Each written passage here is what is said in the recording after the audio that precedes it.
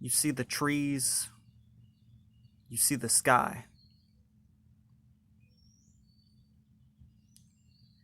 See, the biblical instruction of God says that all this will fade away, and the lust thereof, and the pride of life, all of that's going to fade away. But His word will never fade away. His word will never fade away. That same word that created all this stuff that is going to be destroyed.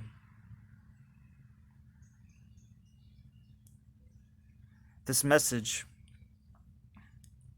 is to those who are concerned, and the believers that, or we can say the lip professors, are concerned and worried and afraid and dismayed at all the stuff that's going on, and they're praying for peace and security. When Jesus says that when they ask for peace and security, sudden destruction will come upon them, like labor pains on a pregnant woman. All this that is happening now is nothing compared that is going to happen. It's only going to get worse. It's prophesied to get worse. So for a true believer, it shouldn't be a surprise. It shouldn't come as a surprise.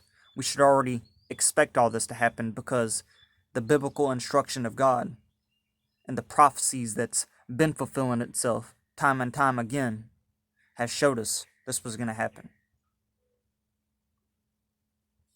So instead of crying and worrying, because you already know it's going to happen, so you're just working yourself up even more, trust in God. Make sure you're right with God. Ask Him to help you understand. Stay in prayer. Not just stay in the Word. Stay in prayer. Seek His face. Seek His voice. Ask Him to protect you from any counterfeit spirits. Have discernment. Chew up the meat. Spit out the bones. Don't throw the whole baby out with the bathwater. But ask God to help you take in. Ask God to help you take in what is of Him, and to help you to avoid the things that are not of Him.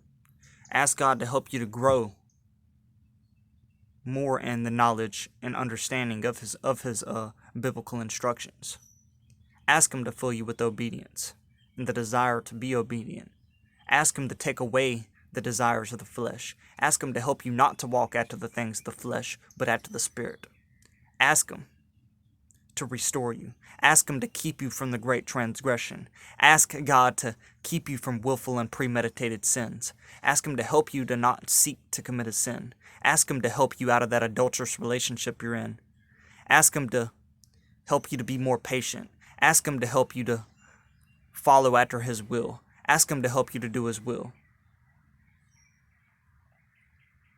Stay in prayer. Ask Him to help you to better minister and help you to keep your role that is in the church. Ask Him, and He will help you. Ask Him with sincerity and without doubting, and He will surely help you. Do not live in sin. And another point of this video, you should see the signs are fulfilling itself. The prophecies are fulfilling itself at the end times. We know not what day or hour the time will come, but we know it's soon. And you should prepare yourself. Not just physically. Don't worry about all the taking all the foods out of the stores and all this other type stuff and being selfish and greedy. But trust more in God. Not everyone is called to run away to the mountains. Some people God may call to stay where they're at because other people need them to minister to them.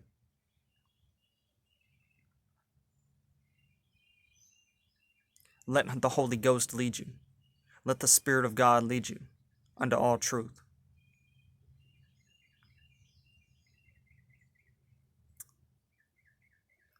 We know not the time or hour, but we know that Jesus has given us signs that point to how soon it may be. Don't put your trust in a pre-rapture. There is a rapture, but Jesus says that endure unto the end. The rapture is not going to happen until Jesus comes back on the clouds. That's when it's going to happen. And when Jesus comes back on the clouds, we're going to be caught up to him together in the clouds. And we're going to rain destruction on the earth with him. We are going to join his army in the clouds. And we're going to swoop down with him and bring vengeance on the world. That's how that's going to happen. There's no pre-rapture. Jesus says that many believers will be beheaded for the faith, imprisoned for the faith, killed for the faith.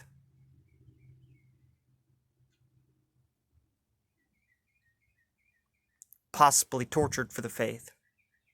What you should be preparing for is for God to help you not to compromise in the midst of that. To help you to not only keep the faith while living, but even in the face of death, keep the faith and not deny him. Because once you deny him and you give in to the antichrist, the false Messiah, that will never be forgiven you. Those who take the mark cannot be forgiven. And you will know what the mark is when it comes. Because it's going to be forced upon you. They're preconditioning it right now. They're preconditioning it.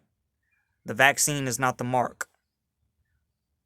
It's a preconditioning to the mark. Don't listen to all these false teachers.